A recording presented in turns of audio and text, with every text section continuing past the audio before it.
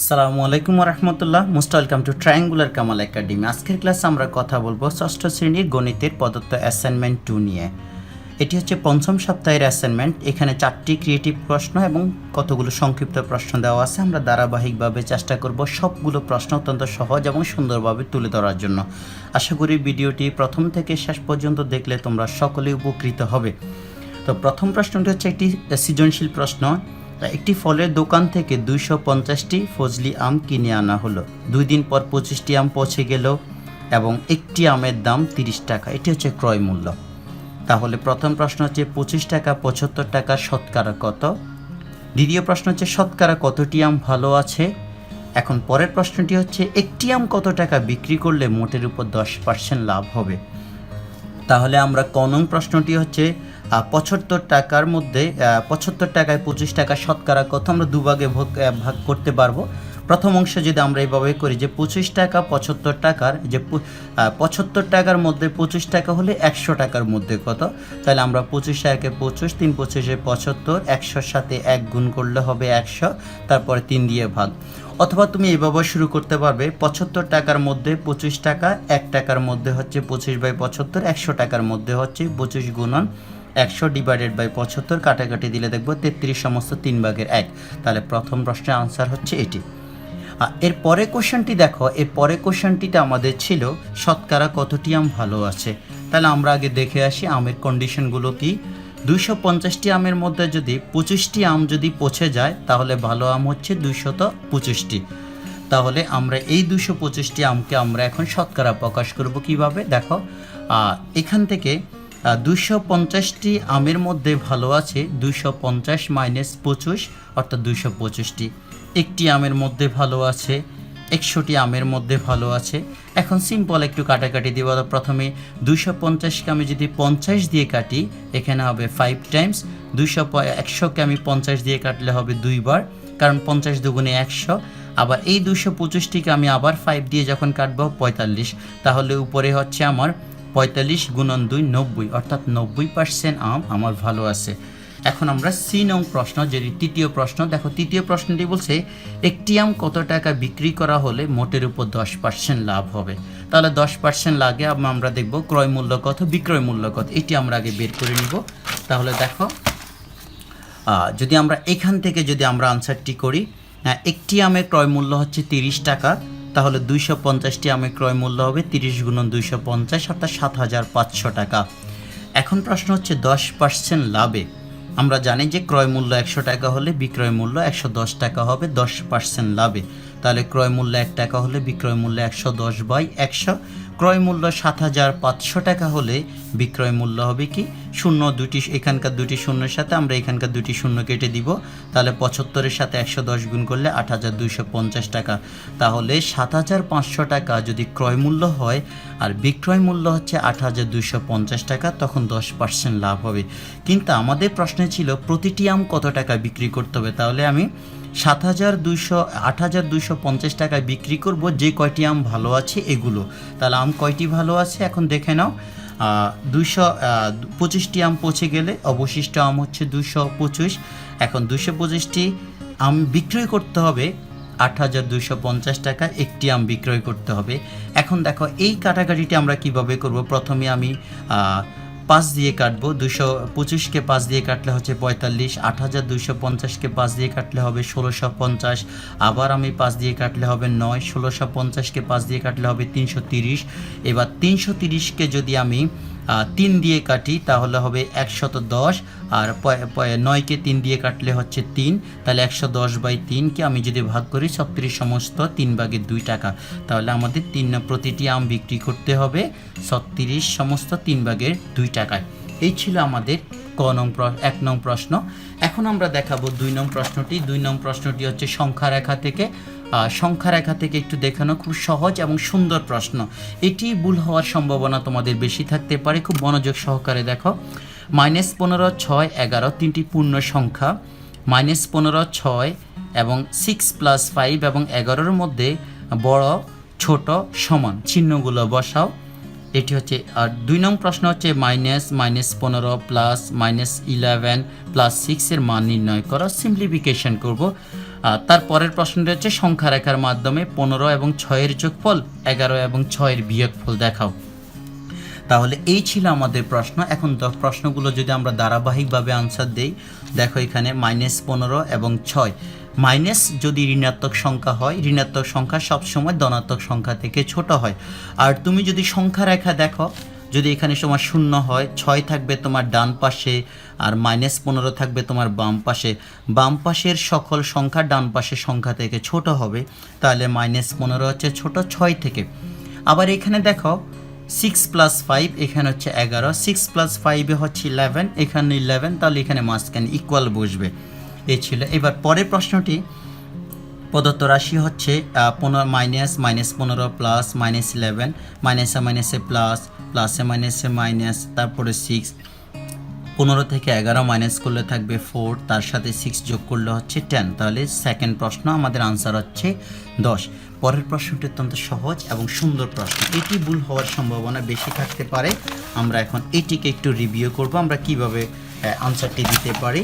এখন দেখো তোমাদের যদি আমরা আনসারটি এখান থেকে একটু সাজিয়ে নেই, দেখো আমাদের তথ্য কি আছে, সংখ্যা রেখায় -15 এবং 6-এর যোগফল দেখানো হলো। তাহলে কিভাবে আমরা দেখাবো, দেখো প্রথমে হচ্ছে 0, 0 থেকে আমি ডান পাশে নিব 6 ঘর, যেহেতু হচ্ছে প্লাসের 6।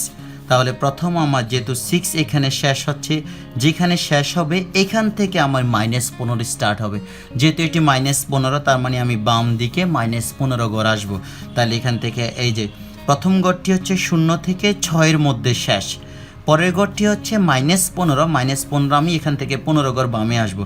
1 2 3 4 5 6 7 8 9 10 11 12 13 14 15, অর্থাৎ প্রথম ঘরটি যেখানে শেষ হয় 6-এর মধ্যে ডান দিকে, তারপরের ঘরটি 6 থেকে 15 ঘর বামে আসলে -9-এর মধ্যে শেষ হয়। তাহলে আমরা বলতে পারবো দ্বিতীয় ঘরটি যেখানে শেষ হচ্ছে এটি হচ্ছে -9, তাহলে আমাদের আনসার হচ্ছে -9। আর আরও একটি পদ্ধতিতে আমরা দেখাইতে পারবো, দেখো এই যে এখানে ডাবল দাগ, শুধুমাত্র এই অংশের মধ্যে হচ্ছে সিঙ্গেল দাগ, অর্থাৎ 0 থেকে -9-এর মধ্যে হচ্ছে দাগ হচ্ছে একটি, আর 0 থেকে 6-এর মধ্যে হচ্ছে দাগ হচ্ছে দুটি। তাহলে আমাদের এখানে আনসার হবে সিঙ্গেল দাগ যেটি, তাহলে 0 থেকে -9, অর্থাৎ তাহলে আমরা এটি বর্ণনায় আমরা লিখব, প্রথমে সংখ্যা রেখা 0 থেকে ডান দিকে 6 ঘর নেই, তাহলে 0 থেকে 6 ঘর, 6, এরপর 6 বিন্দু হতে বাম দিকে 15 ঘর নেই, 6 বিন্দু থেকে বাম দিকে 15 ঘর নেই, যা -9 বিন্দুতে এসে শেষ হয়। দেখো এই 15 ঘর -9 বিন্দুতে এসে শেষ হলো। এই বিন্দুগুলোকে আমরা এইভাবেও দিতে পারবো। তাহলে এখন আমাদের 6 এবং -15-এর যোগফল হচ্ছে 6 প্লাসে মাইনাসে মাইনাস, এখানে হচ্ছে 9, তাহলে -9 হচ্ছে আমাদের আনসার। এই ছিল আমাদের এটি। এরপরে যেটি ছিল 11 এবং 6-এর বিয়োগফল। দেখো তো এখন যদি আমরা 11 এবং 6-এর বিয়োগফলটি দেখি কিভাবে হবে, তাহলে আমরা বলতে পারি 0 থেকেই স্টার্ট করে প্রথমে আমি 11 ঘর ডান দিকে নিব, যেহেতু এটি ধনাত্মক সংখ্যা। ধনাত্মক সংখ্যা যদি হয়, দেখো 1 2 3 4 5 6 7 8 9 10 11, তাহলে প্রথমে 0 থেকে ডান দিকে আমরা 11 ঘর নিব। তারপরে কি করব, দেখো এরপরে হচ্ছে 6 মাইনাস, যেহেতু আমাকে বলছে বিয়োগফল, তাহলে এখন 6 যদি মাইনাস হয়, তাহলে আমরা প্রথম ঘরটি যেখানে শেষ হয় 6 আমরা বিয়োগ করব, তাহলে বাম দিকে 6 ঘর। তাহলে এখান থেকে স্টার্ট করে 1 2 3 4 5 6, তাহলে 6 মাইনাস করলে এখানে শেষ হওয়ার পরে আবার এখানে শুরু হবে, এখান থেকে শুরু, এখানে শেষ। এখন দেখো আমাদের প্রশ্ন, তাহলে আমাদের এখানে কয় ঘর বাকি, 1 2 3 4 5, এই 5 ঘর হচ্ছে একটি দাগ, আর এখানে 5 থেকে 11-এর মধ্যে হচ্ছে ডাবল দাগ, তাহলে আমরা বলছি সিঙ্গেল দাগের পার্টটি হচ্ছে আমাদের আনসার। তাহলে 0 থেকে 5 ধনাত্মক, তাহলে আমাদের আনসার হচ্ছে 5। এখন আমরা ব্যাখ্যায় দেখো, প্রথমে সংখ্যা রেখা 0 হতে ডানে 11 ঘর নেই, তারপর 11 হতে যেখানে শেষ হয়েছে সেই 11 হতে বামে 6 ঘর নেই, যা 5 পর্যন্ত এসে থামলো। তাহলে এই যে এখানে 5 এসে থামলো, তাহলে আনসার হচ্ছে আমাদের 11 - 6 = 5, আনসার হচ্ছে 5। তাহলে এই ছিল আমাদের আজকের 3 নম্বরের সংখ্যা রেখা থেকে সৃজনশীল প্রশ্ন। এরপরে আমরা দেখাবো এখানে কিছু সংক্ষিপ্ত প্রশ্ন আছে, এর পরের প্রশ্নের সংক্ষিপ্ত আমরা প্রশ্নের সাথে সাথে আমরা উত্তর লিখব। এখানে হচ্ছে ধনাত্মক, ঋণাত্মক, তারপরে হচ্ছে প্লাস মাইনাস গুণ ভাগ চিহ্নগুলো দিয়ে প্রকাশ করব। এক্সের 7 গুণ, তাহলে এক্সের 7 গুণ, এক্সের সাথে 7 গুণ, এক্সের 7 গুণ, এক্স গুণন 7 থেকে ওয়াইয়ের 3 গুণ বিয়োগ, তাহলে ওয়াইয়ের 3 গুণ বিয়োগ। তুমি এভাবেও শুরু করতে পারবে, এভাবেও ডিরেক্ট লিখতে পারবে, এক্সের 7 গুণ থেকে ওয়াইয়ের 3 গুণ বিয়োগ করব। আচ্ছা, এবার দেখো এর পরের প্রশ্ন, এ এবং বি এর গুণফলের সাথে সি এর 8 গুণ যোগ করো। তাহলে এ এবং বি এর গুণফলের সাথে সি এর 8 গুণ কী করব, যোগ করব। তাহলে এ বি প্লাস হচ্ছে 8 টাইমস অফ সি। এখন এর পরের প্রশ্নে আসো, পরের প্রশ্নটি যদি আমরা শুরু করি, দেখো এটিও আরও সহজ। এ ও বি এর যোগফল এক্স থেকে ওয়াই এর বিয়োগফল দ্বারা ভাগ করো। তাহলে এ এবং বি এর যোগফল হচ্ছে এ প্লাস বি, আমি ভাগ করব কি দিয়ে, এক্স থেকে ওয়াই এর বিয়োগফল দিয়ে ভাগ। তাহলে এক্স থেকে ওয়াই এর বিয়োগফল হবে x minus Y, R A B এর যোগফল হচ্ছে এ প্লাস বি। এখন বলছে এ প্লাস বিকে এক্স মাইনাস ওয়াই দিয়ে ভাগ, এই যে ভাগফল, তাহলে এটি হচ্ছে আমাদের ভাগের আনসার। এর পরের প্রশ্ন আসো, এর পরের প্রশ্নটি আরও সহজ এবং সুন্দর। এক্সের 9 গুণকে এক্সকে 9 দ্বারা গুণ করে, তাহলে এক্সকে 9 দ্বারা গুণ করলে হবে এক্স গুণন 9, তার মানে 9x। আর এই গুণফলকে 7 দ্বারা গুণ, তাহলে যে গুণফল আসবে তার সাথে আমি আবার 7 গুণ করব। তাহলে প্রথমে এক্সের সাথে 9, তারপরে আবার 7 গুণ, তাহলে 7 নং 63-র সাথে এক্স গুণ করলে 63x। এই হচ্ছে আমাদের আনসার। আর এখানে আরও একটি প্রশ্ন, সর্বশেষ যে সংক্ষিপ্ত প্রশ্নটি, আমরা এখন এটি আনসার দিব। দেখো সর্বশেষ সংক্ষিপ্ত প্রশ্নটি, একটি সংখ্যার দ্বিগুণের সাথে অপর সংখ্যার 3 গুণ যোগ করো। তাহলে আমি সংখ্যাটিকে এ ধরে নিচ্ছি, অপর সংখ্যাটি হচ্ছে বি।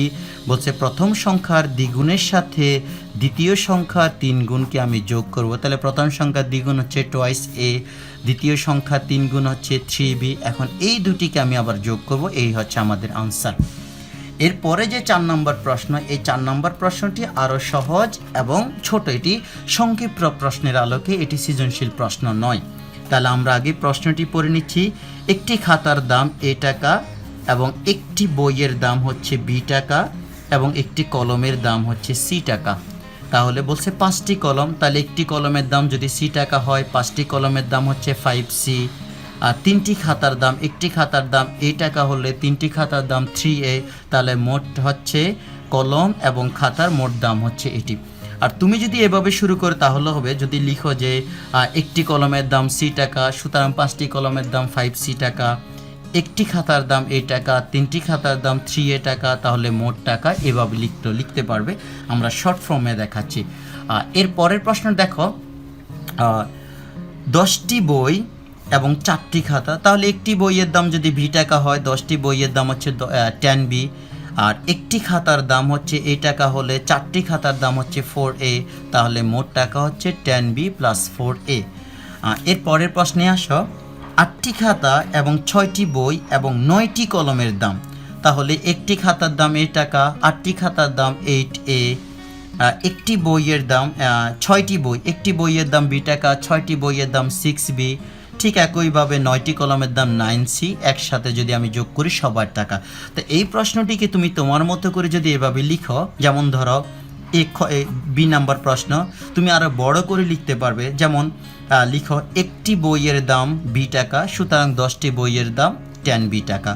আবার একটি খাতার দাম এ টাকা, 4টি খাতার দাম হচ্ছে 4a টাকা, সুতরাং 10টি বই এবং 4টি খাতার একটি দাম এত টাকা। এভাবেও তুমি আনসার লিখতে পারবে। তাহলে এই ছিল আমাদের 3টি সংক্ষিপ্ত প্রশ্ন। আশা করি আমাদের সৃজনশীল প্রশ্নগুলো কমপ্লিট হলো। তারপরও তোমাদের যদি কোনো কিছু জানার থাকে বা জিজ্ঞাসা করার থাকে, তোমরা ভিডিও লিঙ্কের নিচে কমেন্টস করবে।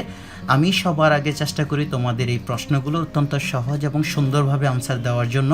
আমার এই চ্যানেলটি অবশ্যই সাবস্ক্রাইব করবে, ভিডিওটি বন্ধুদের মধ্যে বেশি বেশি শেয়ার করবে, যাতে তোমার পাশাপাশি তোমার বন্ধুরাও উপকৃত হতে পারে। আশা করি আগামী ভিডিওতে তোমাদের সাথে আবার দেখা হবে। এরপরে তোমরা কোন ভিডিও জানতে চাচ্ছ, যে তোমাদের ক্লাস 6-এর ম্যাথের পাশাপাশি তোমরা কি ইংলিশের টিউটোরিয়াল অথবা সায়েন্স বিজ্ঞানের যে অ্যাসাইনমেন্ট, সেটি যদি তোমাদের জানার আগ্রহ থাকে, অবশ্যই তোমরা কমেন্টস করে জানাবে। ইনশাল্লাহ আমি আনসার দেওয়ার চেষ্টা করব। আশা করি সবার সাথে পরবর্তী কন্টেন্টে দেখা হবে। সকলে সুস্থ থাকো, ভালো থাকো, আল্লাহ হাফেজ। আসসালামু আলাইকুম ওয়া রাহমাতুল্লাহ।